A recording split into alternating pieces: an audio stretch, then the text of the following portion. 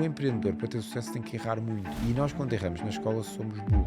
E isso é precisamente o contrário do que nós temos que dizer às crianças. O nosso sistema de ensino está muito focado na memória. Quem tem boa memória é bom, mas na vida a memória serve para muito pouco. E cada vez menos. Começa tudo ali. Eu só vou arriscar se tiver à vontade para falhar. As pessoas abrem menos empresas, as pessoas arriscam menos. O empreendedorismo é a única coisa que pode levar Portugal a ter desenvolvimento económico. Esse é o caminho. Esse é o único caminho. Em 2001, a União Europeia valia praticamente o mesmo a nível de PIB que os Estados Unidos. Hoje em dia está quase na metade. Houve realmente um desenvolvimento económico e esse desenvolvimento económico fez do quê? Dos empreendedores que criaram uma riqueza gigantesca em comparação com aquilo que acabou por ser feito na Europa, onde também temos empreendedores, mas não houve um incentivo tão grande ao empreendedorismo. O nosso sistema de ensino, para ser mais empreendedor, precisávamos que pelo menos 3 coisas acontecessem. Primeiro, quem é que tu achas que beneficia de haver pouco espírito empreendedor em Portugal? no final, ninguém. Se calhar, uma coisa assim um bocadinho mais profunda. Os partidos mais terão sempre um interesse. Não é preciso dinheiro, é melhor se tiveres. Mas a Science for You já vendeu mais de 150 milhões de euros em brinquedos e começou com um investimento meu de 1.125 euros. Miguel Pina Martins, cofundador da Science for You, uma empresa de brinquedos educativos portuguesa milionária, aqui para te fazer pensar sobre a economia do nosso país e despertar em ti o bichinho do empreendedorismo. Fui estudar para o ISCTE, que já é de final de curso, e que basicamente serve para fazer empresas académicas, mas que podem virar empresas verdadeiras. O professor, no chapéu, que tinha umas rifas, tinha ideias, e eu tiro o papel e sai-me kits de física. Isto é uma chatice, kits de física, é preciso ter azar na vida. Então fomos ter com o professor e dissemos: professor, nós não queremos fazer isto, pá, há coisas tão giras para fazer. E o professor disse: mas tem de ser, mas nós não queremos. E o professor: mas tem que ser, mas nós não queremos, mas tem que ser. E o professor disse: pá, acabou a conversa. Temos 2 hipóteses: ou fazem esta coisa dos kits de física, ou não acaba o curso. Como é que vai ser? Fizemos o projeto, fui trabalhar para o Banco Big, não era aquilo que eu queria para fazer até o fim dos meus dias. E decidi que queria realmente tentar outra coisa. E na altura, como tínhamos feito o business plan, então vamos lá tentar. Dava a bater nas portas dos professores: professor, não podem investir, queríamos muito, 500 euros, 250 euros, juntámos o dinheiro todo. Nós vivíamos numa altura em que os brinquedos de ciência eram para meninos. Nós não víamos brinquedos de ciência na zona das meninas. E o que nós pensámos foi: nós na realidade há muito mais cientistas mulheres do que homens nas áreas de ciências. E nós só temos brinquedos para rapazes. Isto alguma coisa está errada. Como é que nós vamos arranjar maneira de entrar na prateleira das meninas? E em vez de estarmos a fazer vulcões, pensámos: vamos fazer perfumes, vamos fazer sabonetes. Foi o nosso primeiro grande sucesso dessa linha Pink e fomos mesmo os pioneiros praticamente no mundo. Essa primeira expansão internacional que nós tivemos foi feita à base desses produtos. Portanto, é possível fazer. Agora, qual é a grande diferença? É realmente sair do sofá. É sair e fazer.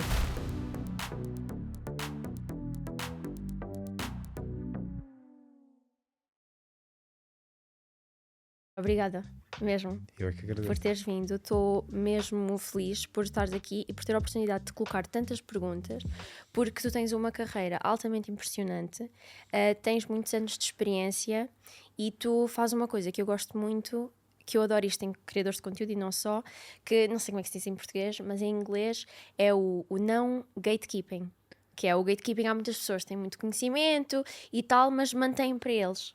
Eu sinto que tu tens meio que uma missão, ou que pelo menos tens gosto em Muito partilhar gosto. aquilo que tu... Isso confirmo. Que Pronto, tu- acho que que tu fazes. exageraste um bocadinho na carreira, disseste umas palavras um bocadinho exageradas, mas pronto, fico sempre Não achas agradecido. que tens uma carreira impressionante? Não acho que tenho uma boa carreira, mas não acho impressionante, é uma palavra forte. Não achas que te acho- destacas em comparação com a média, principalmente no nosso contexto em Portugal?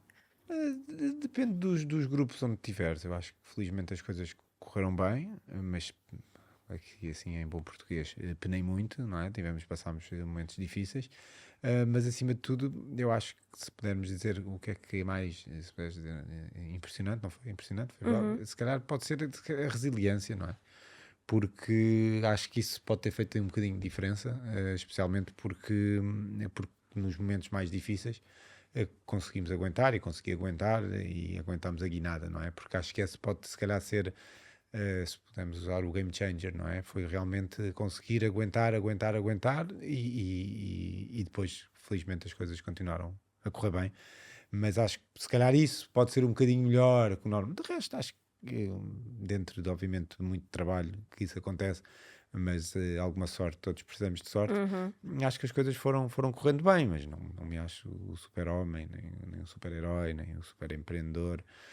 Trabalho todos os dias muito para que as coisas corram bem. E isso, ou seja, muito trabalho e muita resiliência, que às vezes são coisas que podem parecer parecidas, mas não são assim tão parecidas. Acho que é o resto, porque de resto não era como tivemos há pouco tempo na conferência e falámos, eu nunca fui um aluno excepcional, nunca fui o melhor aluno da turma, nunca fui o melhor com as miúdas, nunca fui um bom atleta, portanto, ou seja, se formos a ver, nunca, nessas coisas em que uma pessoa tem um rank, não é? Quem é o mais rápido, nas miúdas não se faz assim, mas não era assim que funcionava também, portanto, ou seja, sempre fui assim, não era inferior à média, mas também era ali dentro da média, às vezes ficava um bocadinho acima, e portanto não acho que seja algo do outro mundo, não acho que tenha uma cabeça que faça cálculos mais depressa que os outros, nem de perto nem de longe. Acho que acima de tudo depois usamos aquilo que temos, mas temos que usar muito, não é? Temos que ser muito bons a usar aquilo que temos, e quando o fazemos com muita resiliência, sem desistir, acho que se calhar o resultado depois pode aparecer um pouco acima da média, mas tem muito mais a ver com isso do que outra coisa qualquer. E acho que isso é sempre bom para as pessoas que estão a ouvir. Não precisam ter nenhum superpoder, não precisam Claro, de ter isso é importante destacar. não, eu não era o melhor aluno e portanto não vou conseguir ser empreendedor ou fazer aquilo ou outro. Não é por aí. Tirando algumas profissões, obviamente, mas não é por aí. Acho que acima de tudo tem muito mais a ver com realmente uma pessoa querer trabalhar, e isso depende única e exclusivamente de nós, e depois também, no meu caso pelo menos, não desistir e ir à luta. E é importante tu teres mencionado isto, porque há muitas pessoas, e só para te dar assim um contexto, o meu público é maioritariamente dos 25 aos 35, e são pessoas jovens que estão em início de carreira e que muitas vezes, infelizmente, têm uma crença de achar que as pessoas que conseguiram construir alguma coisa têm alguma coisa especial, alguma característica extra que elas não têm. E muitas vezes é verem pessoas que têm os resultados que elas querem ter a dizer que não, eu não sou especial, sou normal, tu também podes, também consegues, faz a diferença. Antes de falarmos da tua carreira e de todo este contexto empresarial, etc., eu quero perceber um bocado da tua infância. Só porque eu acho que a nossa infância e o contexto no qual nós crescemos vai moldar muito aquilo que nós vamos ser, porque são os contextos da nossa infância que nos vão dar certas ferramentas, quer seja traços de personalidade, quer seja mesmo um ponto de partida, e aqui estou a falar mesmo em questões socioeconómicas. Muitas vezes é mais fácil começar-se quando já se tem algum tipo de apoio financeiro de casa, mas também há vezes que, em termos de resiliência mental, etc., até vem na infância do facto de uma pessoa não ter tido, que surge uma certa fome, uma certa garra e uma certa vontade de vencer. Eu queria perceber melhor o teu contexto da tua infância. Sim, eu acho que temos de tudo, não é? Tanto temos pessoas que começam do 0, pessoas que começam do 1, pessoas que começam do 10 e não chegam a 1. Acho que há de tudo. No meu caso, voltando ao início da pergunta, a minha primeira morada foi em Corroios, não sei se sabes onde é que é Corroios. Ali perto de Almada. É isso mesmo, é Seixal, Concelho de Seixal, é importante isso, ou seja, não é Almada. Ok. Concelho de Seixal, andei e estudei lá, na zona, ou seja, sempre, ou seja, não sou de Cascais, não sou mesmo de Lisboa, portanto estamos a falar do subúrbio, nunca me faltou absolutamente nada, também não posso dizer, os meus pais sempre me conseguiram dar tudo aquilo que eu precisava. E portanto não posso queixar absolutamente nada, mas não venho de um contexto económico onde o meu pai e a minha mãe disseram: queres começar uma empresa de brinquedos? Está bem, então temos aqui 300 mil euros, 400 mil euros, 500 mil euros para começares e vai com tudo, que isto vai correr bem. Mas não me faltou absolutamente nada, isso é muito importante também ter essa nota, mas não tinha esse background com alguém que pudesse financiar, e por isso é que quando comecei a Science for You aos 21 anos, tivemos logo capital de risco e tive que diluir a minha posição, mas era o que era, e conseguimos levantar capital para começar um negócio. Portanto, acima de tudo, aquilo que eu costumo tentar passar, um dos pontos, normalmente até são 3, quando falamos deste tema do empreendedorismo, especialmente para aqueles que são mais jovens e que estão a começar, ou que querem começar, ou que pensaram em começar, é que realmente não é preciso dinheiro, não é pelo dinheiro. É melhor se tiveres. Obviamente que é melhor se tiveres, mas a Science for You já vendeu mais de 150 milhões de euros em brinquedos e não começou com um investimento meu e da minha família, ou seja, de 1.125 euros. Portanto, 1.125 euros obviamente é dinheiro e não é desprezível, mas não é isso que evita que, não digo qualquer pessoa, mas uma maioria muito grande de pessoas não vão deixar de começar um negócio por 1.125 euros. E, portanto, essa é uma mensagem que eu tento passar sempre às pessoas. E acreditem que em 2007, 2008, quando isto começou, era muito mais difícil ser empreendedor do que hoje em dia. Nem sequer, provavelmente, havia a palavra empreendedorismo e empreendedor, nem sequer era uma palavra que se usasse, que se conhecesse, não é? E isso é muito importante também percebermos que esse ecossistema, em que realmente, né, quem era empreendedor, e na altura eu saí, trabalhava num banco e ganhava bastante bem, fui ganhar menos para ser empreendedor, houve muita gente a dizer, mas estás tão bem pago, para que é que vais sair? E acho que hoje essa pressão social é bastante menor, porque há uma noção que o empreendedorismo é a única coisa que pode levar a Portugal a ter desenvolvimento económico, Portugal e a Europa a ter desenvolvimento económico. E as pessoas, há pessoas que ainda não têm essa noção, mas hoje em dia já é mais que provado. E chega a olharmos para os Estados Unidos e percebermos que as 4 empresas mais valiosas, tu se calhar até sabes quais são, e que também deves saber provavelmente quem é que é o seu empreendedor. Estamos a falar de uma Google com Larry Page, estamos a falar de um Mark Zuckerberg com o Facebook, estamos a falar de uma Microsoft com Bill Gates, estamos a falar de uma Apple com Steve Jobs, e todos conhecemos o seu empreendedor, tirando a Apple, que não está vivo e que morreu até prematuramente. Uma Tesla com Elon Musk. Sim, a Tesla. Temos vários. E todos percebemos que quem criou riqueza foi isto. Isto é que criou riqueza. A Apple vale mais do que a Alemanha, a Bolsa da Alemanha toda junta. Portanto, chegávamos a ter uma, nem precisávamos ter uma, na realidade precisávamos de 10%, porque é o que vale a nossa Bolsa em comparação com a da Alemanha. Portanto, ou seja, temos que perceber que esse é o caminho, e esse é o único caminho que existe, não há outro, não existe outro, não é com empresas do Estado, não é com empresas públicas, não, é criando riqueza com empresas e com empreendedores que as possam fazer crescer. E isso hoje qualquer pessoa consegue dar estes números, e qualquer pessoa do outro lado que está a ouvir vai perceber, epá, pois é. E depois a pergunta mais interessante não é essa. Ok, estas são dos Estados Unidos. E quais é que são as europeias? Porque é interessante perguntar quais é que são as europeias. E provavelmente não sabemos quem é que é o empreendedor. E a razão é muito simples, porque ele não existe. Porque as empresas mais valiosas que são europeias são empresas que eram empresas públicas, como a British Petroil, que é a BP, que também certamente conhecem, a Royal Dutch Shell, que é a Shell, que também todos conhecemos. Agora não temos porque houve uma crise nos carros, mas há uns tempos era a Volkswagen, que era uma empresa também que tinha sido do Estado alemão. Estamos a falar sempre, tirando o grupo da Louis Vuitton, que tem um empreendedor que as pessoas conseguem conhecer, que é o Bernard. As outras todas não têm. E isso diz muito dos problemas económicos que tem a Europa versus os problemas económicos que tem os Estados Unidos. Já agora, só para dar mais algum contexto, em 2001 a Europa valia praticamente o mesmo, a União Europeia valia praticamente o mesmo em nível de PIB que os Estados Unidos. Hoje em dia estamos a falar que está quase na metade. Portanto, houve realmente um desenvolvimento económico, e esse desenvolvimento económico fez do quê?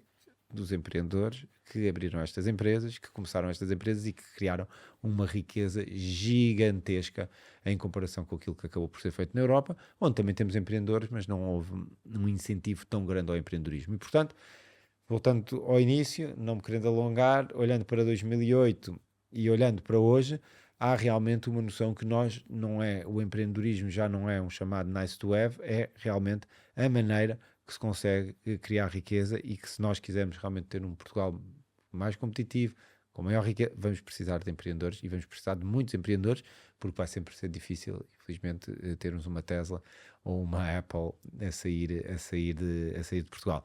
Mas se tivermos 1% de cada uma dessas, já é positivo. Se tivermos 10 dessas, é incrível, e esperemos que possamos fazer realmente algo desse género. Portanto, e desculpa, estou-me aqui a alongar um bocadinho. Não, alonga à vontade de tudo. Mas estamos, ou seja, mais fácil hoje do que era. As origens vêm daí.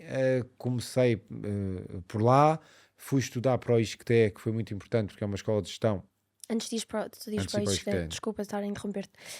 Eu, por acaso, como eu já te tinha ouvido falar num podcast sobre esta questão da economia, e eu achei muito interessante, porque depois aquilo ficou assim só dito por alto e não foi explorado. Então, um dos tópicos inteiros que eu quero falar aqui neste podcast é exatamente sobre o impacto que o empreendedorismo pode ter no nosso contexto especificamente português. Então eu queria explorar mais essa parte, mas vou deixar isto mais para a frente. Agora, voltando à infância, mas sem ser a parte financeira, que traços de personalidade teus, enquanto empreendedor, achas que foram fomentados no contexto de onde tu cresceste? A forma, talvez, como tu foste educado? Quem era o Miguel em pequenino que hoje em dia achas que tem uma mais-valia para as competências que tu precisas ter? Eu acho que, obviamente, há alguns traços que provavelmente só a minha mãe poderia responder, mas eu acho que há alguns traços que podem ajudar a que uma pessoa seja empreendedor. Mas eu não acho que isso esteja minimamente marcado à nascença. Não acho que haja, pá, às vezes há pessoas que são um bocadinho mais extrovertidas, outras mais introvertidas, mas eu não acho que isso tenha uma marca. Nós conheceste também o Anton Rabin da Spin Master, fundador da Spin Master, e ele é zero extrovertido, é completamente introvertido. Portanto, não há uma coisa. O empreendedorismo, eu costumo dizer, há pessoas que nasceram, só conseguem ser médicos. Eu não conseguiria ser médico, eu não conseguia ser engenheiro, eu não conseguia, não está dentro das minhas capacidades. Mas empreendedor, abrir uma empresa, todos conseguem. Tanto que temos muitos médicos que abrem empresas, temos muitos engenheiros que abrem empresas, temos muitos enfermeiros que abrem empresas, temos muitos músicos que abrem empresas. Qualquer um pode ser empreendedor, ao contrário do que acontece na maior parte das profissões. E isso é importante as pessoas conseguirem perceber isso, porque toda a gente sabe que há músicos e empreendedor, não é? Tudo, há de tudo. E isso, por mim, diz-me um bocadinho, voltamos ao tema da infância. Não há nenhuma marca que diga que, eu vi que ele realmente ia abrir uma empresa, ia gostar. Não existe, porque realmente abrir empresas pode ser realmente para todos, ser empreendedor pode ser para todos. Depois tem que haver algumas características que são importantes, que é realmente o tema da resiliência, o tema da... Sentes que te foi incutido isso pelos teus pais? Ou não eras uma criança particularmente Eu acho que a resiliente? resiliência pode vir nós temos que estar habituados a falhar, não é? Isso é daí que vem a resiliência. Quando nós só estamos habituados a ganhar, custa-nos muito perder. Faz parte, não é? Se nós formos habituados, ou seja, a perder, a falhar, a que as coisas não corram tão bem, em que não consigamos ser o melhor, mas continuamos a lutar, eu acho que isso acaba por treinar um bocadinho a resiliência. O nosso método de ensino, no meu entender, está muito desatualizado, está muito igual àquilo que era há 100 anos atrás, e se fizemos 150, provavelmente também não era assim tão diferente. Temos o professor, temos as cadeirinhas, temos os livros, os manuais, temos os trabalhos de casa, temos os exames. Não mudou muito, ou seja, se nós formos a ver, e hoje em dia as características que se pedem, especialmente no tema dos empreendedores, são características que muitas vezes não são minimamente incentivadas na escola, porque o empreendedor, para ter sucesso, tem que errar muito. E nós, quando erramos na escola, somos burros. E é mesmo assim, erraste, és burro. E isso é precisamente o contrário que nós temos que dizer às crianças. Eles têm que perceber que errar faz parte do processo e têm que perceber que a vida faz parte do erro. E não por errarem, não nos podem chamar burros, porque isso vai desincentivar imenso a que as pessoas arrisquem. E esse porque começa tudo ali. Ou seja, eu só vou arriscar se tiver à vontade para falhar, porque senão vou ser burro. E, portanto, ninguém quer ser burro. Portanto, é muito importante que as escolas, e hoje, obviamente, estão melhores do que estavam há 30 anos atrás, mas há uma evolução ainda muito grande para fazer para permitir o erro, para que o erro seja ok, para que o miúdo que não tenha as melhores notas não seja burro, não esteja num patamar diferente, não seja colocado como ele próprio pensar, eu sou burro porque houve 12 pessoas na turma que tiveram melhor nota do que eu. Então os outros são mais inteligentes. Não, são melhores. Não são. E isso é algo que o nosso sistema de ensino, que está muito focado na memória, não é? Ou seja, muito focado na memória, quem tem boa memória é bom, mas na vida a memória serve para muito pouco e cada vez menos. Ou seja, isso é muito, a maior parte das disciplinas é sobre memória. As fórmulas químicas, é memória, memória, memória, memória, memória. E a memória tem um uso muito curto, não é? Obviamente é importante termos memória, lembrarmos destas coisas, ninguém põe isso em causa, mas há coisas muito mais relevantes, as relações sociais, a liderança, a comunicação. Eu costumo dizer muito que o nosso sistema de ensino, para ser mais empreendedor e para voltarmos aí, nós precisávamos que pelo menos 3 coisas acontecessem, que eram simples, custavam zero dinheiro e que eu acho que iam ser muito interessantes daqui a 20 anos para os nossos futuros empreendedores.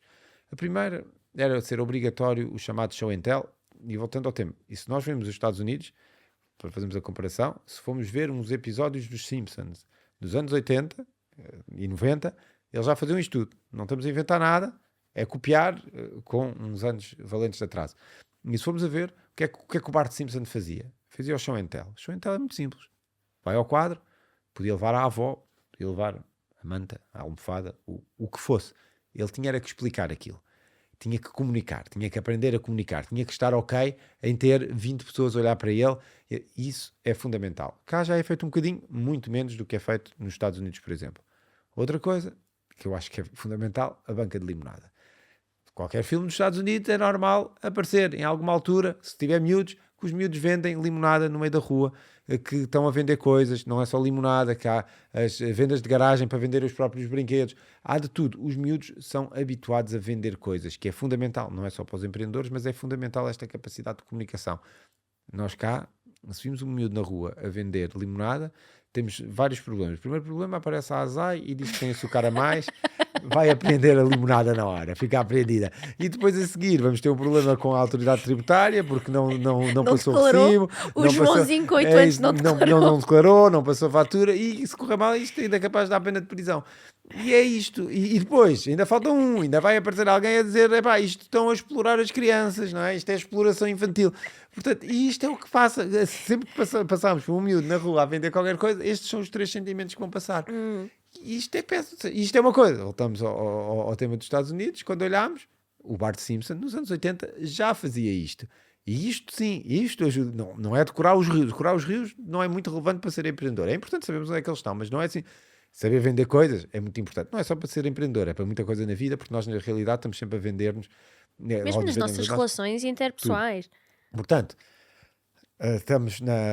já fizemos limonadas e já tentámos vender, já fizemos show and tell, e o último é as chamadas feiras de ciência, que é outra vez uma coisa. Porquê? Porque os miúdos nas feiras de ciência, aqui diz mais um bocadinho por causa do tema da Science for You, e sou um bocadinho suspeito, mas metemos os miúdos a inventar coisas, metemos os miúdos a pensar coisas diferentes, a serem criativos, a competirem com criatividade, porque depois tem o do lado, como é que está o projeto dele, como é que está o meu projeto. Portanto, ou seja, há realmente, se nós formos a ver, são coisas que custam zero dinheiro, mas que mudam o mindset das crianças para quando elas forem jovens e adultos terem uma apetência muito maior para serem empreendedores. E empreendedores não só nas empresas deles, nas outras empresas, inovarem dentro das empresas. Há empreendedores dentro de outras empresas. E isto é mesmo necessário. É preciso fazer uma reeducação dos adultos, porque ao fim e ao cabo, os ministérios, quem vai definir os programas curriculares, os pais, o que incutem nas crianças, etc., é muito um reflexo daquilo que é o mindset do adulto. E em Portugal, infelizmente, seja pela história, seja pela cultura, ou que seja, temos o que até me surpreende, porque para um país que foi tanto dos descobrimentos e do atrevimento e da lata e do ir, não sei bem o que é que aconteceu.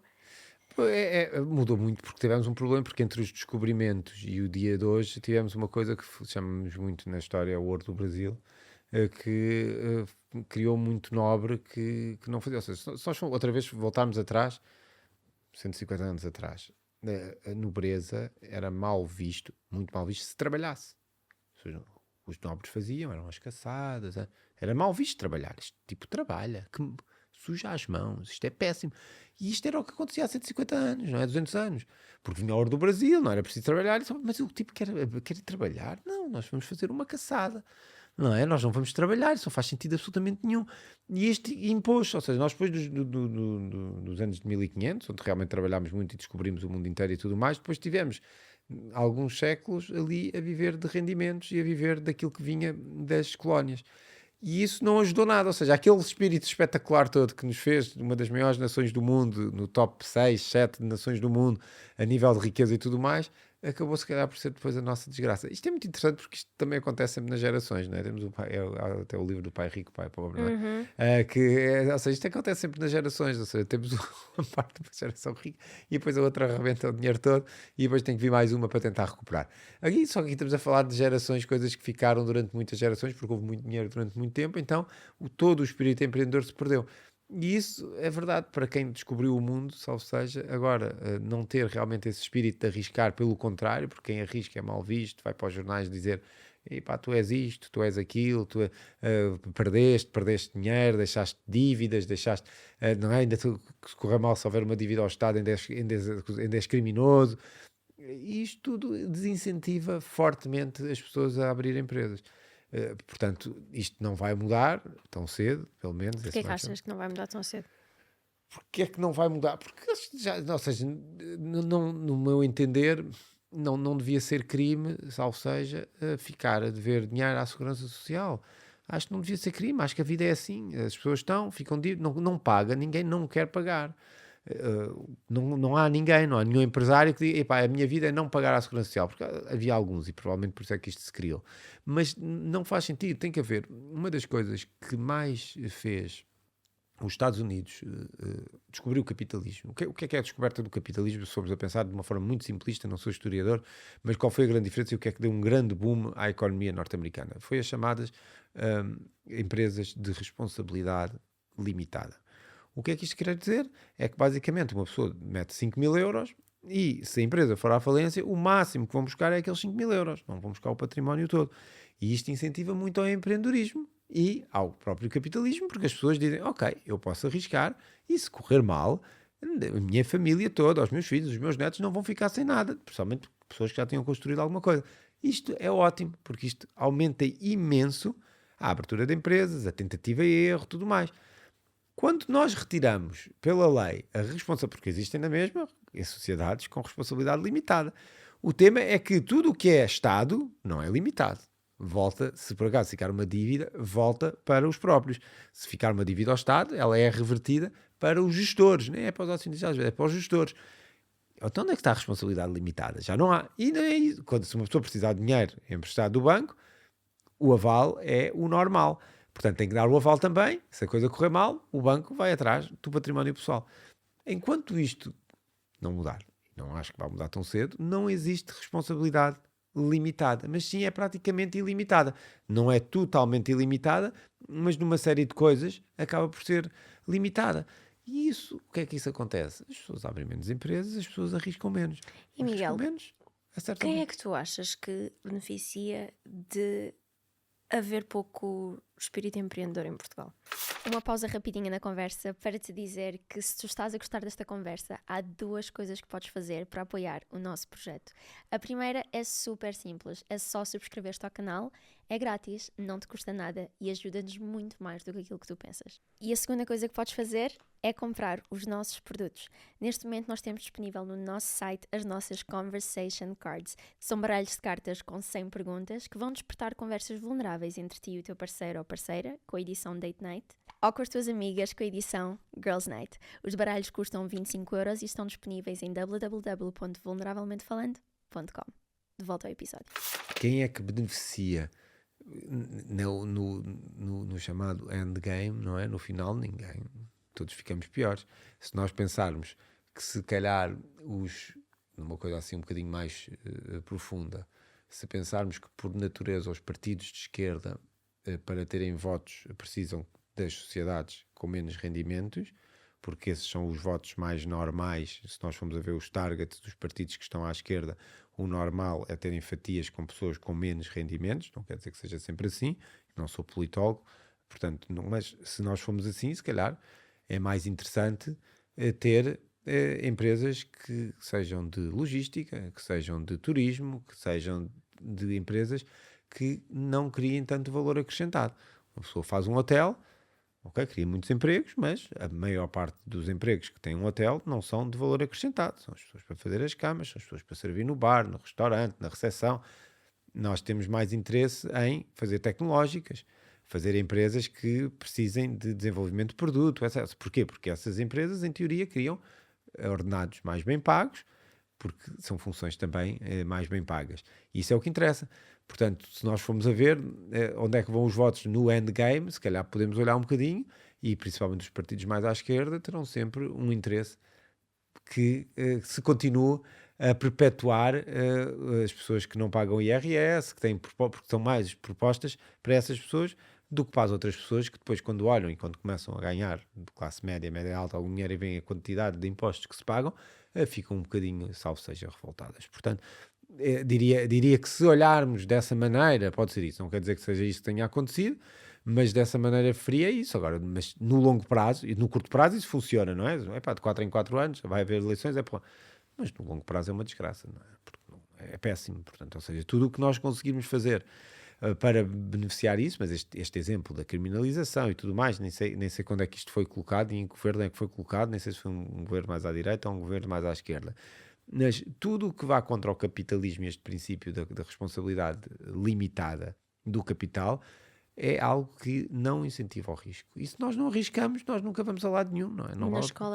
A escola não nos incentiva a fazer isto. Eu própria, eu lembro-me disto, pode parecer uma coisa muito pequena, mas eu tinha uma professora de português que eu sempre gostei de inventar e de fazer uma coisa assim meio que diferente.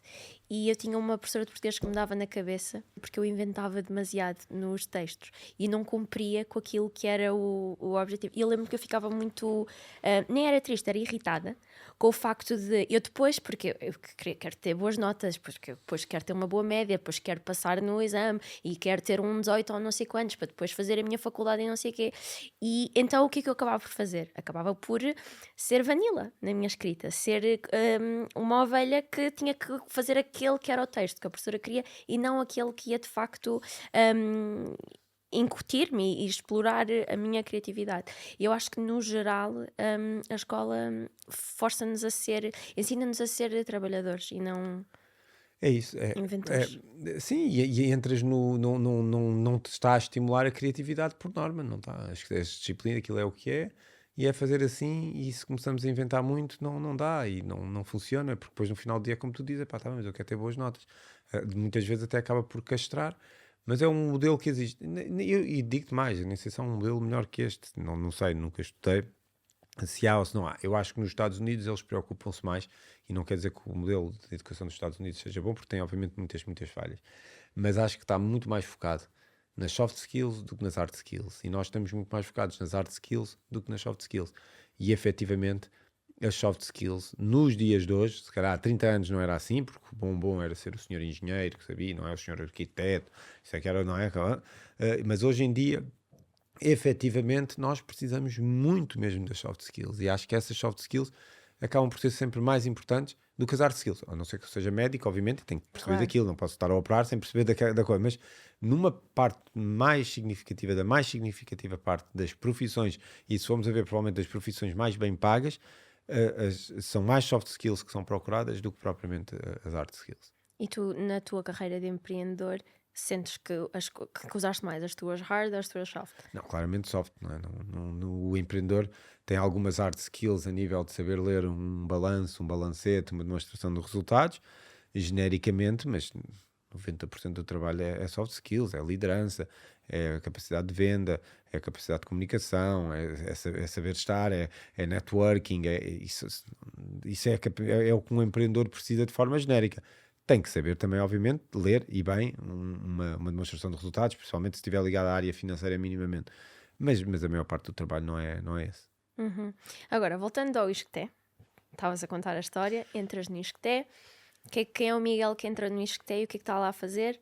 Ora, já agora, só antes de entrar no Isqueté, isso se calhar foi bastante marcante, e eu sempre tive uma apetência também pela política, e mais importante da que a política era as pessoas, não é? Se calhar isso era o que me entusiasmava mais. Na escola secundária, candidatei-me a presidente da Associação de Estudantes e perdi, por vários votos, bastantes, mas na altura tive um tema que fui procurar, quando eu queria ser candidato à Associação de Estudantes, fui procurar apoios às juventudes partidárias, e na altura aquela que me identificava mais, que era a JSD, falei com eles e arranjaram-nos apoio para a campanha e para nos ajudar na campanha na escola. Não foi suficiente porque perdemos na mesma.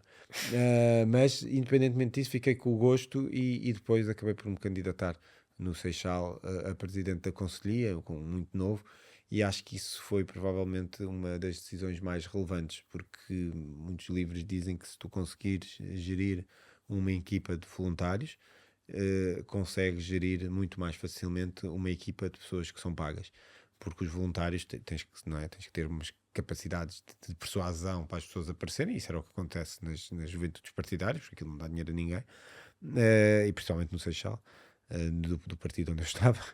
Portanto, isso acho que foi fundamental para eu conseguir treinar desde muito cedo as minhas capacidades de persuasão, e conseguir fazer realmente um improvement nas minhas capacidades sociais, de inscrever mais militantes, de convencer as pessoas a inscreverem-se, de conseguir realmente aprender a criar empatia com as pessoas, não é? Isso foi provavelmente uma das coisas mais importantes, e ter sido presidente muito novo de uma estrutura que tinha 300 militantes, era uma coisa com alguma relevância que eu acho que foi fundamental para o meu crescimento enquanto pessoa naquela altura. E acho que isso foi muito importante eu já estar a fazer isso aos 18 anos, e depois fui deputado municipal aos 19 anos, e isso deu-me uma maturidade muito grande para quando aos 21 anos nós pensávamos, epá, aos 21 anos, epá, sim, mas eu era 21 anos, mas eu já era deputado municipal, já estava a presidir uma estrutura, já era vice-presidente de outra estrutura, já estava numa estrutura nacional também, e que acho que isso acabou por mudar muito o mundo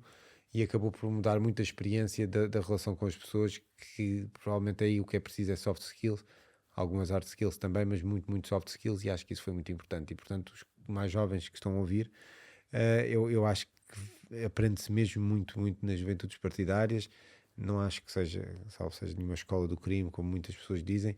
Acho que tem problemas, como tem todas as organizações, no país inteiro, no mundo inteiro, mas acima de tudo acho que nos ajuda, principalmente quando somos muito novos, a interagir com pessoas, não é? A conhecermos, a criarmos o nosso networking. E isso no meu entender, isso é mesmo muito relevante. E portanto, antes do ISCTE, acho que temos esse momento.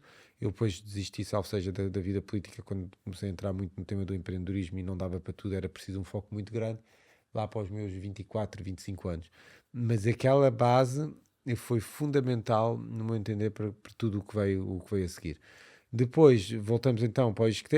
O que é que achas que, desculpa interromper-te, o que é que achas que te ensinou mais, a juventude partidária ou o ISCTE? O que é que me ensinou mais?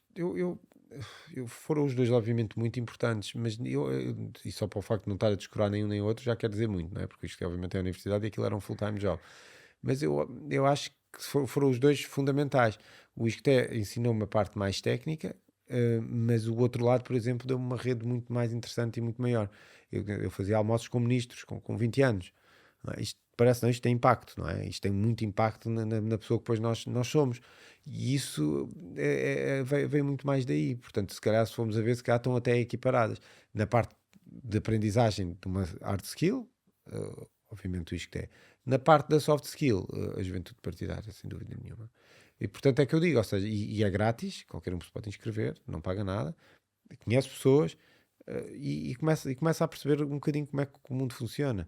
E acho que isso é particularmente importante quando somos muito jovens. Primeiro porque de repente temos uma coisa que a maior parte das pessoas não tem. Não é? Ou seja, de repente nós temos ali um head start. E isto era particularmente importante, como eu já tinha dito inicialmente. Eu não era um excelente aluno, não era um aluno de 20, nem 18, nem 19, eu acabei a média de 14 e foi muito bom. Portanto, isto dava-me uma vantagem competitiva que praticamente ninguém tinha. Era, epá, olha, organizei um almoço com um menino. Eu lembro-me que era presidente da Juventude Partidária e tinha organizado uma conferência com o CEO da Jerónimo Martins, que era o Luís Palha, na altura. Epá, eu nem trabalhava, isto parece que não, mas estava ao lado dele na conferência e tudo mais. Isto tem impacto, não é? Estamos a falar, hoje em dia, na altura não sei se é, mas hoje em dia é provavelmente a empresa portuguesa que mais vende. E estava ali, um miúdo, 20 anos, ao lado do CEO. Isto tem impacto, não é? Isto tem muito impacto, não tem só isto, tem muito impacto. E essas conferências acabavam por ter isso. Se quisermos fazer coisas, é possível fazer. Lembro que também organizámos uma com a Alexandra Relvas, que na altura estava na Logoplast, e estava ali um miúdo, estudante do ISCTE, portanto, de uma juventude partidária que era muito pequenina, a fazer, e portanto, essas soft skills, esse networking que ainda ficou. Eu lembro que há uns tempos tive um tema aí que falei com o Luís Palha, que veio daí, ficou durante este tempo todo. Portanto, se calhar nas soft skills certamente que foi lá, hard skills obviamente isto que é, mas o outro também não está lá para nos ensinar nenhuma hard skill, mas dá que pensar. E portanto, quem tiver ouvido, não tenham dúvidas nenhumas, a participação cívica, candidaturas às associações de estudantes, às juventudes partidárias, acho que nos traz muita coisa muito interessante. Vamos ter que dispensar tempo, porque a maior parte das vezes as reuniões são à noite. Mas não é só tempo. Há uma coisa e eu gostaria que tu falas sobre esse tópico antes de tu ires para a tua jornada enquanto académico. Não é só o tempo. Culturalmente, a juventude tem a impressão de que tu não és cool. Tu és meio assim com um nerd, és meio que estranho, és meio que falhado. Imagina, tu estás na associação do não sei quê e estás a fazer o não sei quê do partido porque tu não tens jeito para estar na equipa principal de futebol. Ou seja, existe aquilo que é o cool, e quando nós temos aquela idade, o que as pessoas mais querem é aprovação social. E é muito mais fácil obter-se a aprovação social naqueles contextos do que nisto. Um puto presidente do não sei quê, opá, é um nerd, deve ser um chato de caraças. Então há aqui esta barreira que depois não é verdade. E depois quando crescermos vai-se ver quem é que fez o quê. Mas quando as pessoas são jovens não veem isso. É verdade, ou seja, o fixe é o tipo que joga futebol, não é? Mas no final dele também dá para jogar futebol e estar na política, mas acima de tudo é preciso desmistificar, não é? E é preciso fazer, e eu não sofria muito isso porque eu via aquilo com orgulho, não é? Eu via aquilo como um add-on. Está bem, eu Tu faço eras isto, não é? cool de dentro, É não pá, eu precisavas sou o de presidente, futebol. mas sim, mas muita gente, muita miúda, é chato, não é? Se ele jogasse a bola é que era. Mas depois também nós pensamos que também temos que perceber com quem é que nos queremos dar no final do dia, não é? E é um bocadinho por aí. Não queria dizer que nunca joguei bem à bola, portanto não é um bom exemplo. Mas pronto, mas acima de tudo eu via aquilo como algo bastante positivo e orgulhosamente fazia aquilo. Portanto, depois obviamente depende do que as pessoas acompanham. Depende de muita coisa, mas eu recomendo vivamente qualquer tipo de atividade social, seja da Associação de Estudantes, seja a juventude partidária, seja, tudo isso é extremamente positivo para criarmos uma série de soft skills que nós nem nos apercebemos daquilo que conseguimos criar durante o tempo que lá estamos, mas são mesmo importantes. E para o networking também, que é algo fundamental na nossa vida e que se pudermos começar a criá-lo desde cedo, acaba por ser, obviamente, muito positivo. No meu caso, por exemplo, hoje em dia nos colégios privados, há um networking muito forte, porque as pessoas que lá estão, já estão num nível muito alto e tudo mais. Eu não estudava em nenhum colégio privado, portanto, acabou o meu networking, que ainda hoje falo com aquelas pessoas, temos grupos de WhatsApp que eu te falo diariamente, e já deixei há muito tempo essas leads, acabam por ficar, e isso é sempre muito importante depois na nossa vida. Agora sim, isto que tem. Isqueté. Então agora vamos para o Isqueté. O Isqueté foi muito importante na fase final, outra vez pela Art Skill, porque foi lá que eu fiz também o projeto final de curso da Science for You. E é isso que acaba por depois catapultar. Conta-nos um bocado essa história, porque eu acho engraçado e eu tenho aqui um ponto específico que eu quero falar. Conta-nos como é que surge a Science for You e depois já... Então, ou seja, o último ano do curso de Finanças do Isqueté, e que na altura havia uma cadeira, que ainda hoje existe, que é o projeto final de curso e que basicamente serve para fazer empresas académicas, mas que podem virar empresas verdadeiras. Na altura acabámos por ter azar, que foi a nossa sorte, como muitas vezes acontece na vida, que foi o professor Paulo Esperança, no chapéu, que tinha mesmo a semana passada falei com ele por acaso, que tinha umas rifas e que tinha ideias dentro do chapéu. Na altura o nosso grupo era de 8 pessoas, fui eu que tirei o papel, e eu tiro o papel e sai-me kits de física. E eu olho para isto é uma chatice, kits de física, é preciso ter azar na vida, não é? Então eu via, o que é que o grupo da frente tinha? Um caminhão que tinha umas bactérias lá dentro, umas enzimas que consumiam o lixo, que permitia que o caminhão, em vez de fazer 10 recolhas e ir para o aterro, ou para onde tinha que ir, conseguia fazer 15 recolhas. Espetacular. O outro traz outra enzima, bactéria, uma coisa qualquer que se punha nos campos de golfe, que permitia que houvesse uma poupança de água de 30%, porque era uma espécie de coisa, um fungo, não sei, já não sei o que é, mas que permitia que ficar com a água, que a água em vez de ir para baixo, ficava lá em cima e permitia 30% de poupança. Espetacular. E nós tínhamos kits de física. Ou seja, eles tinham ideias fixas, porque a faculdade dava-vos as ideias e vocês tinham que fazer os planos de negócio. A Faculdade de Ciências dava as ideias e o ISCTE montava os planos de negócio. Então, professor, o que é isto? O professor explicou-nos, material de laboratório, coisas assim. Fazer a calha assim, não estão a ver as pessoas, mas é mesmo grande. A calha de ar, onde bate um no outro e vê-se a inércia, e nós de finanças não percebemos nada de física. Uma coisa que era o teste do som, que tinha uma mangueira tipo com 10 metros, e uma pessoa fazia assim um barulho aqui e tínhamos que ver quanto tempo é que chegava ali.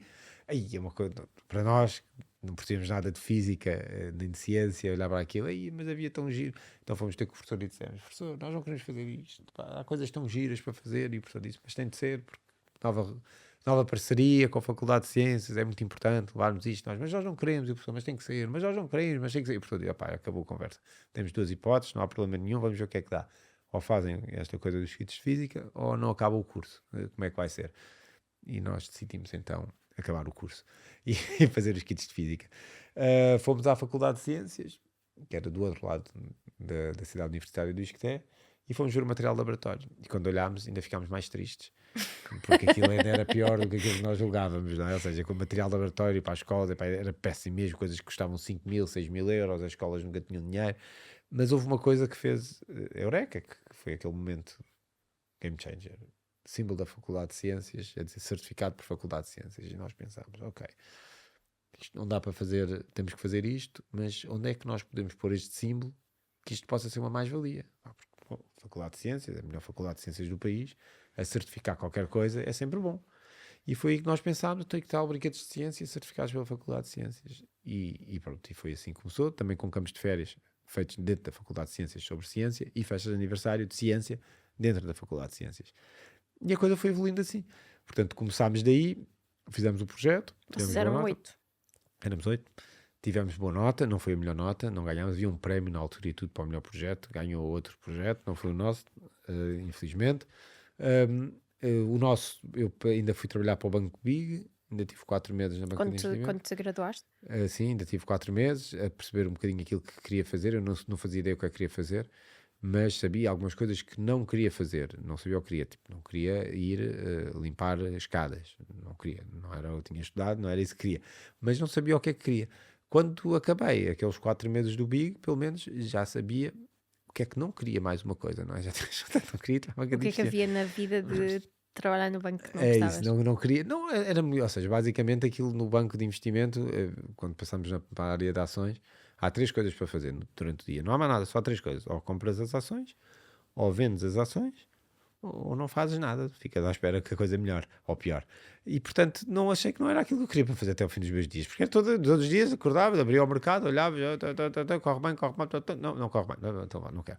Portanto não era aquilo que eu queria fazer. Então decidi passar 3 meses lá à tarde, não era aquilo que eu queria fazer, isto em junho, acaba o curso, vou logo trabalhar, e decidi que queria realmente tentar outra coisa. E na altura, como tínhamos feito o business plan, e tinha um amigo, que é o Luís Matos Martins, que estava no Audax, que era o Centro de Empreendedorismo do ISCTE, e que estava a incentivar, eu tinha ido para ele tinha ido para lá, mas tens que ir, vamos fazer isto, né?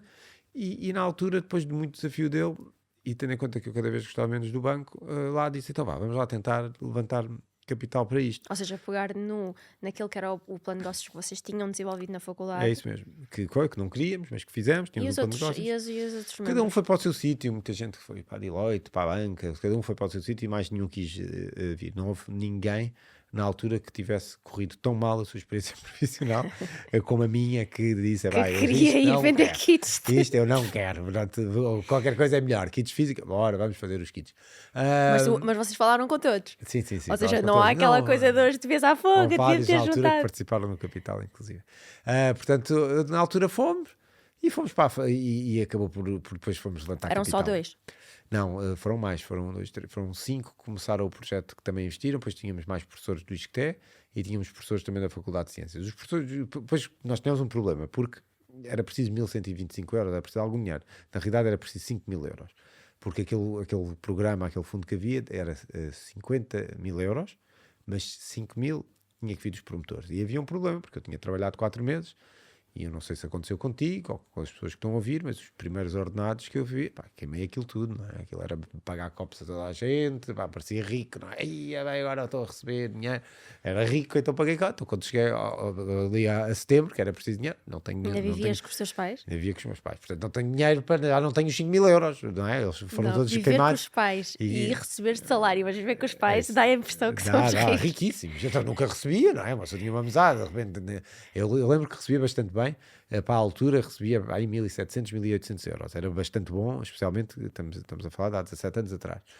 E aquilo era uma maravilha, né? Passei de uma mesada de 200 ou 300 euros, lá o que é que era. Estamos a falar que na altura, se calhar, o ordenado mínimo era para aí 400, só foi há muito tempo.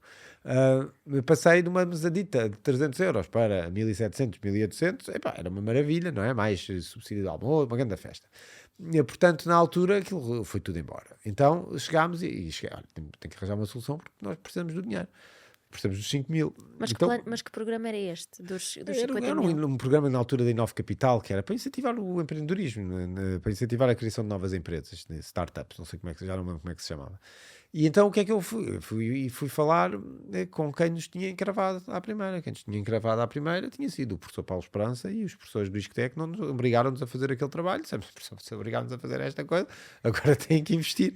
Porque não é? Então, na altura, o que nós fizemos foi uma coisa que hoje se chama crowdfunding. Na altura esta palavra não existia, como muitas destas não existiam. Então, o que eu organizei, na realidade, na altura foi um peditório. Não é? Então eu andava a bater nas portas, nos gabinetes dos professores, aquilo era tudo mais ou menos na mesma altura. Professor, não pode investir, queríamos muito, 500 euritos, 250 euros, e na altura juntámos o dinheiro todo, foi assim. Juntaram os 5 mil euros para conseguirem ter o É isso investimento mesmo, dos 50 mil. é isso mesmo, ou seja, foi esse peditório organizado. Hoje, desculpa estar a interromper o teu raciocínio. Para quem está a ouvir e pode ter uma ideia de negócio, etc., e que pensa, 50 mil euros dava-me jeito. Onde é que as pessoas podem encontrar este tipo de coisas? Ou seja, por exemplo, agora sim um programa que não sei se está a funcionar ou não, que é o Startup Voucher, que são 30 mil, é para quem começa empresas e tem projetos. Há vários projetos, há várias coisas também, que era o Startup Visa. Não sei se era Visa, peço desculpa dos nomes, mas sei que havia um que pagava, por exemplo, o escritório. Mas são todos a fundo perdido? São todos a fundo, nestes casos que eu estou a dizer são. Ok.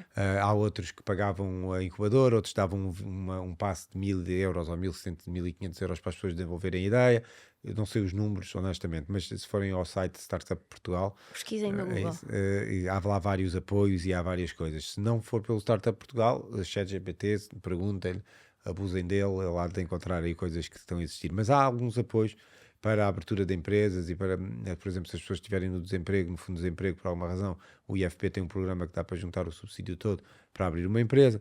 Há algumas coisas, né, que dá realmente para fazer. Na altura havia este, e foi o que aconteceu, ou seja, 5 mil euros, 45 mil da Inove Capital, começámos a empresa e as coisas não começaram logo a correr bem, mas acabaram por começar. O mais importante aqui é perceberem 3 pontos. Isto é alongar muito, mas o mais importante são estes 3 pontos. Abriu-se a empresa sem dinheiro, pronto, com 1.125 euros, mas não vamos dizer que isso vai ser o impedimento, certamente, porque acho que se cada um fizer uma vaquinha aqui e acolá consegue arranjar os 1.125 euros, como nós fizemos. A ideia, ok, não, era uma ideia, eu tinha uma coisita um bocadinho diferente, mas eu odiei a ideia, eu não queria fazer, ninguém queria fazer a ideia, todos odiávamos a ideia, mas no final do dia, no meio do turbilhão, lá nasceu qualquer coisa, portanto não havia dinheiro, não havia ideia e não havia experiência. A experiência que eu tinha, não percebia nada de brinquedos, tirando aquilo que tinha brincado com eles, né? Tinha tido um microscópio certamente quando era miúdo, mas não percebia, nem era de ciências, o meu irmão que era de ciências, portanto nem era a minha coisa, mas acima de tudo não havia nada disto, não havia dinheiro, não havia, a ideia era fixe, mas no meio, ok, foi o que se arranjou, não é? E não havia experiência, e funcionou. E, portanto, venderam 150 milhões de euros em brinquedos até agora e espero que se vendam muitos mais. Portanto, é possível fazer. É possível lidar. Agora, qual é a grande diferença? E essa é a grande linha que eu acho que separa muitas vezes o empreendedor da pessoa que não é empreendedora. É realmente sair do sofá onde nós estamos. É sair e fazer. E fazer acontecer. E começar a empresa, começar devagarinho, começar a ver como é que a coisa funciona, onde é que vai, às vezes começar depressa, se a coisa começar a correr muito bem, mas começar. E essa é a grande linha que separa os tais navegadores daqueles que não o fizeram. E não é assim uma linha tão difícil de quebrar. Pois. Porque aquilo que eu incentivo às pessoas é que comecem, tentem, experimentem, vão fazendo. Se não quiserem fazer logo a empresa, façam uma página de Instagram, comecem a vender qualquer coisa. Há tantas, hoje em dia no nosso telemóvel temos acesso ao mundo inteiro. Isto na altura nem havia smartphone. Há um mundo inteiro para descobrir, há um mundo inteiro para fazer. Conseguimos chegar efetivamente ao mundo inteiro com um telemóvel. E, portanto, há muita oportunidade. Agora, temos que arriscar, mas vale a pena. Especialmente para quem gosta, porque se realmente conseguimos encontrar aquilo que gostarmos, não temos que trabalhar mais um único dia na nossa vida. O que tu disseste, tiro 2 coisas muito importantes. Mas primeiro eu queria perguntar, do ponto de vista da gestão, vocês conseguiram um investimento. Pronto, agora tem que montar a empresa, tem os 50 mil euros. Investe-se em quê? Com 50 mil euros? Porque há muitas pessoas que podiam, ok, consegui um investimento, boa. Sim. Agora o que é que eu faço com isto? Atenção que nós tínhamos o business plan montado, nós sabíamos o que é que queríamos contratar uma pessoa, queríamos ir desenvolver os produtos. Contratar uma pessoa para fazer o quê? Quais foram as vossas primeiras escolhas? Era aquilo que nós não tínhamos, que era o desenvolvimento de produto, porque eu sabia vender, eu sabia contabilidade, eu sabia atender o telefone, eu sabia limpar o chão, mas não era cientista e portanto fomos encontrar pessoas para nos ajudar a fazer o desenvolvimento do produto E o que acabámos por fazer foi comprar uma marca que já existia, que é muito interessante porque a marca é Cosmos, e hoje em dia nós produzimos para a Cosmos, nós começámos por comprar da Cosmos e hoje em dia nós produzimos para eles, e que usámos os brinquedos deles, tinham uns vulcões, inicialmente fazíamos mais as traduções e tentávamos pôr mais uma outra coisa, mas o que fazíamos era isso, então tínhamos de arranjar alguém para fazer isso. Encontrámos a marca para distribuir, mudávamos a caixa, punhamos o símbolo da faculdade e íamos vender. Os nossos 2 primeiros clientes foi a FNAC e o Corte Inglês, e foi aí que tudo começou cá em Portugal. Que acreditaram, foi à consignação, disseram, pá, está bem, então arranjando os brinquedos, pomos aqui na Então prateleira, vamos ver o que é que está. foi Research and Development, foi o vosso... Foi porque era aquilo que faltava, pode não Sim. ser o caso, não é? Se eu fosse o cientista, se calhar precisava de alguém para me ajudar a vender. Tudo depende daquilo que faz falta na empresa, não é? Mas eu conseguia fazer as outras coisas todas, só não conseguia fazer efetivamente o produto porque não era especialista, não é? E na altura nem havia ChatGPT nem nada, nem o Google funcionava mal. Se houvesse. Portanto, se houvesse, se calhar não era preciso tanto, mas isso é os dias de hoje, não é? Se calhar a tradução podia ser feita até pelo ChatGPT e depois confirmada por outro e no final do dia aquilo talvez funcionasse, ou pelo menos não era preciso gastar tanto dinheiro. Mas no final do dia há muito mais, outra vez, há muito mais plataformas, há muito mais oportunidades para fazer coisas com menos dinheiro do que havia há uns tempos, não é? Hoje em dia faço agora na última feira de brinquedos que tivemos, havia uma série de empresas que tinham as caixas todas desenvolvidas de design por AI. Todas e estavam boas, portanto, bem melhores do que aquelas Hoje que eu em fiz dia inicialmente, porque inicialmente fui eu que fiz as descomplicadíssimo. primeiras caixas e eram horríveis, eram mesmo muito feias. Fizeste E foi no o que eu quê? fiz. No quais eram as plataformas que havia na altura? Os Na softwares? altura era o Corel Draw, era o que eu percebia. Eu nem sei se ainda existe Corel Draw. Eu nunca ouvi falar Não, disso. pronto, agora já só o Photoshop e tudo mais. Na altura era o Corel Draw. Não, agora tens o Canva, tens o... Tens o Canva também, agora tudo online. Na altura o Corel Draw e Paint. Não, só a brincar, o Paint não. O Paint eu estava a ver outra. O Paint não, era o Corel Draw que era o que eu utilizava e sabia utilizar aquilo. Não sabia utilizar aquilo bem, mas dava para safar. Depois podia, quando ia à gráfica, havia sempre um designer Claro. na gráfica que dava um jeitinho e imprimíamos as E coisas. tu mencionaste que os vossos primeiros clientes foi a FNAC e o El Corte Inglês. E é interessante vocês terem ido para uma approach de B2B, porque muitas pessoas pensariam direct to consumer e pensar, vamos criar aqui toda uma marca e vamos vender os kits às mães, aos pais. Porque já estás numa geração diferente em que existem redes sociais. Em 2008 as redes sociais não existiam praticamente. Tinhas o Facebook, mas as pessoas não vendiam coisas no Facebook. E tinhas pouca, o Facebook era muito curtinho. Na altura o que bombava era o i5. Não sei se és... O Wi-Fi, eu já cheguei a ter uma conta. Acho que tem uma conta. Eu tenho ok, 25, mas... Porque com 25 anos tens uma conta de i5. Isso que já está, acho eu, pelo menos achava que aquilo estava morto e enterrado. Mas pronto, aquilo na altura era a única rede social que havia, aquilo era giro porque podia-se ver quem é que andava a ver os perfis uns dos outros. Não sei se quando tu abriste a tua conta podia-se ver quem viu. O Wi-Fi não era só para conversar, mandava-se um chau. Não. i5 era uma cena mesmo de Havia... fotos. Ok. Já. Só que tinha um tema que era esse tema que depois não ajudava, porque eu acho que aquilo não funcionou, o Facebook rendeu, porque o i5 tu sabias quem é que tinha visitado o teu perfil. Então a malta ficava com vergonha e não ia. E não dava bom para a cosquice. O Facebook não, era bom para a cosquice porque ninguém sabia quem é que tinha visitado o teu perfil. Então andava tudo a coscar uns em cima dos outros. Pronto, era diferente. E acho que esse foi o grande tema na altura. Mas pronto, mas não havia a forma de fazer o B2C. Não havia. Mas tu, agora pensando, só aqui um exercício mental, tu achas, imagina que estás a criar aquela empresa nos dias de hoje, teriam ido para B2C? Eu acho que nós fizemos as duas coisas, porque nós tínhamos loja online também. E tentávamos na altura comunicar pelos meios de comunicação tradicionais. Mas eu acho que tinha feito a mesma coisa, tinha feito os dois. Mas eu sempre pensei que a Science for You era um objetivo de exportação. Não era, quando fizemos a Science for You, nunca pensámos na Science for You para vender só em Portugal. Tínhamos que começar em Portugal, que era onde nós estávamos, mas para termos volume para vendermos, salvo seja, milhões, só com parceiros, não é? Não conseguimos vender nós diretamente milhões.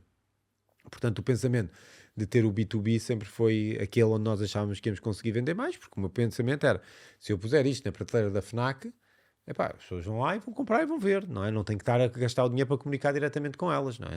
Por isso é que E aceitaram-nos assim? O que é que vocês tiveram que fazer para entrar na FNAC? Na altura conheci uma pessoa que nos pôs em contacto, um dos professores do ISCTE. Lá está o networking. É isso, conheci alguém lá, que é interessante porque ele foi meu professor do ISCTE, e na altura eu convenci o professor do ISCTE a juntar-se ao PSD, à JSD, e ele foi quase candidato, fez a campanha ainda das autárquicas do Seixal. E era interessante porque conseguia, o networking chegava a esse ponto, porque depois falava muito de política nas aulas e tudo mais. E portanto aí até ele foi, e depois ele ainda foi. E foi esse professor que na altura nos ajudou e que tinha uma pessoa que conhecia lá na FNAC e que nos deu uma ajudinha. Portanto, ou seja, o mundo é o networking. Portanto, não, melhor que agora estou a pensar. Ele na altura ele era tipo uma espécie de diretor da Toys R Us. Só que a Ah, Toys R Us não comprava nada em Portugal, comprava tudo por Espanha. ok. E portanto ele conhecia a pessoa da FNAC porque tinha sido diretor de uma das lojas da Toys R Us dele e que estava na FNAC. Ok. E foi Top. essa a volta foi por aí. É. Ou seja, não conseguimos vender, ele era professor nosso, e ele foi o mesmo professor que também nos ajudou depois no partido, mas foi por aí, portanto, é o networking. E na altura era muito curto, porque tinha acabado de começar, mas foi aí que, não quer dizer que não tivesse funcionado, mas foi por aí que começámos a primeira vez e foi aí que conseguimos entrar, foi dessa maneira que conseguimos entrar. E eu já quero falar de networking, mas agora uma coisa que eu acho ainda mais interessante, quer dizer, não quero comparar, mas uma coisa que eu acho muito interessante, que é o facto de vocês, no geral, no início não gostarem da ideia que vocês tinham em mãos. E eu acho que eu já falei muito sobre isto com os meus amigos. Eu acho que há um erro muito comum que as pessoas, quando querem começar a empreender, fazem, que toda a gente quer um negócio, um produto sexy. Toda a gente quer, agora vou ter uma marca de roupa, agora vou vender batons, agora vou vender, que na minha opinião são as piores coisas que uma pessoa se pode meter em, porque é as coisas que não só há mais competição, mas roupa então é um mercado que é muita coisa, e ser o teu primeiro negócio que tu começas, eu acho que há mais dinheiro e mais oportunidade em coisas que não são sexy, que não têm aquele sex appeal, que não têm aquele appeal mas as pessoas não veem assim. As pessoas acham que é mais giro dizer sou CEO da não sei quantas que vende não sei quê, do que dizer eu vendo kits de física. Mas sempre foi assim. Agora é mais esse tema do Instagram e de marcas de roupa. Antes era abrir restaurantes e abrir cafés. Era fixe, não é? Era fácil, qualquer pessoa pode fazer, é um café, não é? Um restaurante, aquilo não é tirar cafés, é fazer comida, a gente sabe, e acho que as pessoas seguem muito esse tema, não é? É fácil. E não é, obviamente é preciso ter ideias e há ideias de tudo, mas mais vale ter uma coisa que a pessoa gosta. Pá, gosto de restaurantes, vou fazer um restaurante, vou, porque é giro, não é? Quem é que não gosta de um restaurante? Vou levar os meus amigos lá, vai ser giro, eles depois vão lá e vão-me ajudar, porque vão lá. E depois é uma desgraça e é muito difícil e a restauração é um mundo horrível. Mas é a mesma coisa com as outras coisas todas, é o mais fácil, não é? Eu nem acho mal que comecem pelos batons, pelas roupas, acho que é importante começar e entrar no espírito. Acho mesmo, acho que esse é que é o tema, é começar. Quando se começa, depois às vezes não é aquilo, é outra coisa e tenta-se e vai, mas efetivamente o ideal é começar com coisas que tenham valor acrescentado. Não é? Porque se nós fazemos uma coisa ao lado, não é? Está um café, está sempre cheio, vou fazer um ao lado. Ok, o que vai acontecer é que se calhar nenhum nem outro depois funciona e não há muito valor acrescentado naquilo. Não é? Ok, um café, não é propriamente uma coisa. E a mesma coisa é, vou fazer uma marca de roupa. Qual é o valor acrescentado? Porque a minha marca vai ter um design incrível. Vais mesmo competir com os tipos que têm 70 gajos a trabalhar como designers. Que estão mesmo... E que eles têm as peças muito mais baratas. Não é fácil, não é fácil. Portanto, é possível, como tudo na vida, mas não é fácil. É um caminho complexo, especialmente depois quando vais olhar para margens e tudo mais. Mas pronto, volto a dizer, o mais importante às vezes é começar, começa-se na roupa, depois vai-se para outra coisa qualquer e outra coisa. Portanto, é começar, não é? Acho que esse é que é o tema. Começar é o mais difícil. E depois é arranjar a maneira que funcione, não é? Portanto, E uma das grandes ferramentas que tu utilizaste foi o networking, e tu investes muito no teu networking. No outro dia tive o privilégio de estar dentro desse círculo no Game Changers. Adorei, pessoas espetaculares, gostei mesmo muito.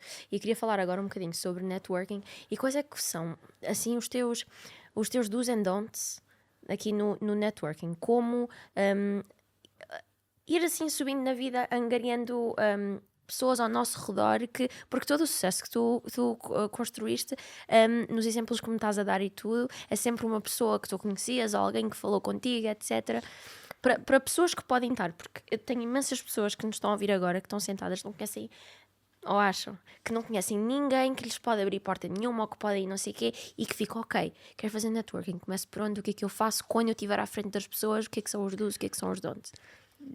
Realmente é um tema que hoje em dia é mais fácil de trabalhar do que era há uns tempos atrás, porque hoje em dia temos ferramentas de networking, temos um LinkedIn, temos um Instagram, a nossa rede é a nossa comunidade, não é preciso ser, não é? Às vezes o nosso networking é a nossa comunidade, que se tu lançares qualquer coisa as pessoas vão comprar, porque quando tu tens a tua comunidade, as pessoas que gostam de ouvir isso é o teu networking também. Se calhar se tu agora pedisse, olha, alguém que conheça alguém na Sonai, porque eu tenho um produto e adorava ir apresentar isto à Sonai, provavelmente vai aparecer alguém.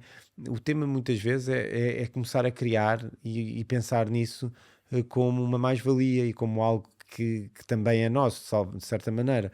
eu não faço dessa, eu gosto muito de pessoas, isso também é importante, e sempre gostei, e comecei, se pudermos dizer, comecei o meu networking aos 17 anos, 18 anos, sem querer saber que aquilo era networking ou deixar de ser networking. Claro. Uma pessoa começa a conhecer pessoas e tem que começar por algum lado. Agora, temos que ir para sítios onde é possível conhecer pessoas, não é? Se ficamos a ver o Netflix, não, e não conhecemos ninguém. Se formos todos os dias para o Lust ou para o Urban, não sei se é agora para onde é que se vai, mas não, vai-se conhecer pessoas, mas ainda não é aquele networking que estamos à procura.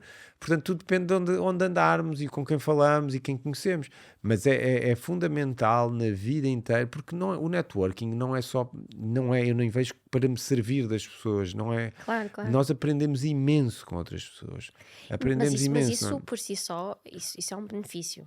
E o networking não é só, e até isso é a parte mais pequena, o que é que se pode ganhar em termos financeiros ou de contactos, etc. Mas principalmente o que se pode aprender, eu, por exemplo, estou aqui sentada e estou a aprender imenso contigo. E eu digo sempre, já partilhei isto várias vezes, uma das razões, é claro que eu adoro ajudar e as pessoas mandam muitas mensagens com muito feedback positivo. Mas uma das principais razões pelas quais eu criei este podcast foi por motivos até, posso dizer, não tenho problemas nenhum de dizer, meio que egoístas que é. Eu adoro o privilégio que é eu estar aqui sentada e poder ser eu a colocar as perguntas, porque são dúvidas que eu tenho. São mesmo questões que eu quero saber.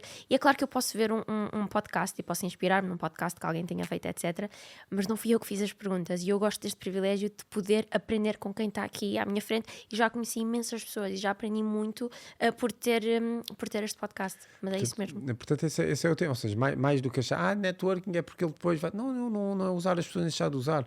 Acho que nós em equipa somos sempre todos mais fortes. Se nós nos pudermos ajudar a perguntar, aprender uns com os outros, somos sempre todos muito, muito, muito, muito melhores. E não é ver dessa maneira, é ver realmente, se tu conheces alguém, se gostares de alguém, tens de gostar das pessoas, Claro. se não gostares, não há salvo seja networking para ninguém. Se gostares das pessoas, é algo que fica para ti, e isso é das melhores coisas que uma pessoa tem na vida, é ter pessoas que realmente possa contar. Olha, tenho um problema aqui de contabilidade, vou ligar para a Sara do Ockel, tenho um problema aqui de seja o que for, e podemos realmente ter quem nos ajude, e também obviamente estamos disponíveis para ajudar uns aos outros. E se nós conseguimos todos funcionar nessa rede, em vez de uma rede muitas vezes que te torna às vezes egoísta e ciumenta, não vou dizer, eu sou tudo aberto como tu começaste, digo tudo o que tenho para dizer, tudo o que já passei, correu bem, correu mal, correu mais, porque acho que é isso que uma pessoa no final do dia está cá, e se nós conseguimos fazer isso e ajudar outros, e também pedir ajuda quando é preciso, acho que tudo corre bem. Vou entrar agora aqui numa fase final. Gostaria muito de falar contigo sobre inovação e perceber aquele que foi o papel da inovação na tua carreira, principalmente porque achei super interessante 2 produtos da Science for You. Um foi um kit que vocês criaram com especificamente o target serem meninas, e eu já quero falar sobre a história por trás disso, etc. Mas depois outro que eu descobri quando estava a pesquisar Science for You no Google, que foi um kit de youtubers. Eu pensei, não, isto é que é adaptarem-se aos tempos modernos. Fala um bocadinho sobre como surgem estes dois... Bem, Estes dois o produtos. primeiro era mais fácil porque nós vivíamos numa altura em que basicamente os brinquedos de ciência eram para meninos, podemos dizer assim. Uma pessoa olhava para um vulcão, um brinquedo com dinossauros, um brinquedo. Eles na altura eram mesmo, porque havia mesmo zonas nas lojas de brinquedos para rapazes. E eles estavam lá todos. E se nós fôssemos a ver, nós não víamos brinquedos de ciência na zona das meninas, que aquilo estava mesmo dividido e era assim que estavam divididas as lojas. E o que nós pensámos foi, nós na realidade há muito mais cientistas mulheres do que homens nas áreas de ciências. E nós só temos brinquedos para rapazes. Isto alguma coisa está errada. E foi aí que nós pensámos, então como é que nós vamos arranjar a maneira de entrar na prateleira das meninas também? E em vez de estarmos a fazer vulcões, pensámos, vamos fazer perfumes, vamos fazer manicure, vamos fazer batons, vamos fazer sabonetes. E pensámos um bocadinho nisso, de fazer isso de forma científica, e foi o que aconteceu. E felizmente foi o nosso primeiro grande sucesso de crescimento, foi realmente essa linha pink, que era como nós chamávamos, que era tudo rosinha, e foi o nosso primeiro grande sucesso. Depois fomos copiados e deixou, e depois o segundo grande sucesso acabou por ser o slime, que também Mas foi aquele das meninas consistia em quê? Ou seja, era para elas fazerem o tal produto, o tal batom. Ou seja, como é que se faz um perfume, não é? Nós conseguimos tirar, por exemplo, uma rosa, arranja uma flor, e nós tínhamos o método de tirar o cheiro da flor e colocar dentro do perfume. Ou seja, essa ciência, como é que é a ciência de como é que se faz um perfume? não é? Podemos fazer com manter-se canela. a identidade do Science for You. É isso, com aquilo que nós conseguíssemos, punhamos os ingredientes que eram precisos colocar para se conseguir extrair o cheiro para um perfume ou um chá. Tudo o que tivesse um cheiro nós conseguimos transformar em perfume. Os sabonetes, tínhamos os produtos todos para se conseguir fazer o sabonete. Queríamos um sabonete mais espesso, menos espesso, tínhamos os produtos. A cor, tínhamos as 3 cores primárias, podias pôr uma cor diferente. Era tudo possível fazer com base na ciência e perceber porque é que, nem que seja o tema das cores primárias.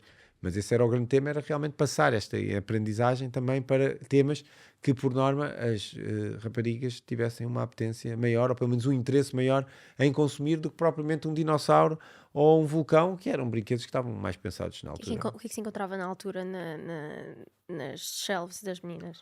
Não, em termos de brinquedos, antes de vocês entrarem... Não é muito diferente do que é hoje. É as Barbies, é os nenucos, não é muito diferente, não é? Só que hoje já não está essa distinção, porque não se pode haver brinquedos para meninas e para rapazes. Portanto, é tudo para todos. Mas se nós formos a pensar o que é que se oferece às meninas, é a mesma coisa que se oferecia antes. Só que agora há também uma oferta muito grande da parte de ciência. Há muita coisa de arts and crafts, de fazer pulseiras, mas aí não é ciência.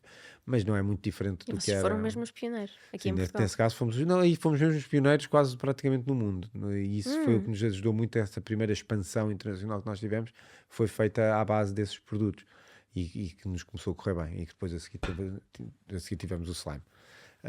Portanto, basicamente foi isso. Depois do YouTuber, nós acabamos por tentar ser muito inovadores. Nós lançámos o primeiro brinquedo do mundo para fazer plasticina, lançámos o primeiro smartphone do mundo, fomos os primeiros a lançar para crianças, que estava pensado para crianças.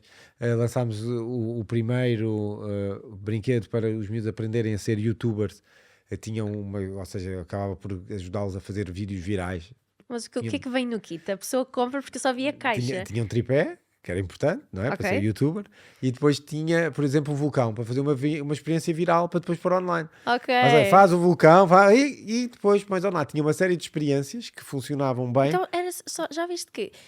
Corrija-me se eu estiver errada. Foi só... Vocês podiam até já ter aquele produto do vulcão. Foi só adicionar um tripé e mudar o marketing daquilo. E mudar as instruções e dizer, olha, faz estas experiências e são experiências com fumo, para criar os teus primeiros vídeos para seres um youtuber. A inovação às vezes é tão simples. Basicamente foi isso que fizemos e correu bastante bem. Foi no ano que foi lançado, foi o brinquedo mais vendido, e no segundo ano também. E depois, como a indústria dos brinquedos é assim, depois deixou de vender. Mas basicamente é assim, e funcionou bastante bem. Mas nós tentamos realmente ser inovadores com trazer coisas pioneiras, como estava a dizer, o primeiro kit para fazer plasticina. Plasticina é uma coisa muito antiga que nós fizemos, pusemos os ingredientes todos da plasticina e os miúdos podem fazer a plasticina em casa, e depois podem escolher se querem mais dura, mais mole, etc. Top. Portanto, é isto a vida. É simples. Última pergunta, onde é que as pessoas te podem encontrar? Onde é que me podem encontrar? Nas redes sociais, no LinkedIn e claro, no Instagram. Claro, não vais estar temporada agora aqui. Também podem dar, também não há problema. Mas pronto, também podem encontrar na Science for You. Aí também é fácil, a morada está online. Mas basicamente no LinkedIn e no Instagram, que é onde costumo... Miguel Pina Martins. Isso mesmo, Miguel Pina Martins é fácil. Se me ponham por Science for You, por Game Changer, deve aparecer qualquer coisa. No Instagram, Pina_Martins, @Pina_Martins. No LinkedIn não sei, portanto é pôr Miguel Pina Martins, não deve haver mais nenhum. Se houver, olha, digam-me, que afinal há mais um. Olha, top, muito obrigada. Gostei mesmo de estar aqui à conversa contigo. Eu é que agradeço contigo. mesmo muito o teu tempo e espero que seja muito positivo. Não, eu acho que vai ser, e eu acho que vais ter despertado algum fogo dentro de muita gente que nos está a ouvir. E se alguém precisar de ajuda para abrir uma empresa ou o que for, vai ao LinkedIn, manda uma mensagem e posso tentar ajudar. Top, olhem. Portanto, vamos ver quantas recebo. Depois eu digo quantas pessoas é que estão efetivamente interessadas em abrir empresas. Recebes uma minha, se calhar. E assim termina mais um episódio de Vulneravelmente Falando. Subscreve-te ao canal para não perderes os próximos e aproveita para espreitar estes aqui. Acho que vais gostar.